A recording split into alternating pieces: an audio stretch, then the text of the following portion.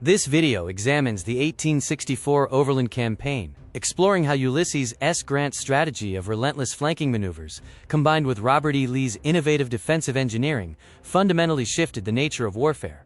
Grant implemented a strategic shift by mandating simultaneous pressure across all fronts, forcing Union armies to move toward a common center and preventing the Confederacy from using interior lines to reinforce their positions.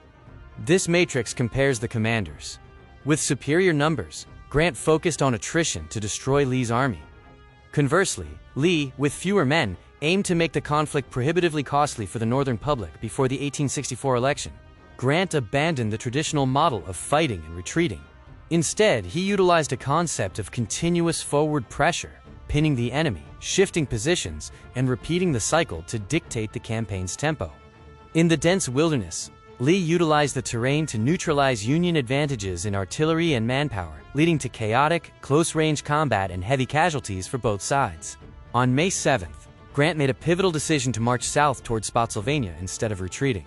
This refusal to concede the initiative boosted the morale of the Union Army, signaling that the campaign of maneuver had truly begun. At Spotsylvania, Confederate forces narrowly won the race to the crossroads. The resulting defensive position, known as the Mule Shoe Salient, proved to be a formidable, yet vulnerable, earthwork structure. Colonel Emory Upton introduced a tactic of using a compact, deep storming column to breach Confederate lines in seconds. Grant recognized the effectiveness of this approach and adopted it for the entire army. The Bloody Angle became the site of 18 hours of intense hand-to-hand combat. The volume of fire was so high that it reportedly severed a large oak tree during the struggle. While Union cavalry scored a tactical victory at Yellow Tavern and killed J.E.B. Stuart, critics note that removing the cavalry corps left Grant without intelligence during key fights at Spotsylvania. Grant encountered an operational trap at the North Anna River that split his army. However, due to Lee falling ill, the Confederate command was unable to execute the planned maneuver, allowing Grant to disengage. At Cold Harbor, Grant ordered a massive frontal assault against heavily engineered Confederate trench lines. The resulting battle proved disastrous, causing thousands of Union casualties in just the opening hours.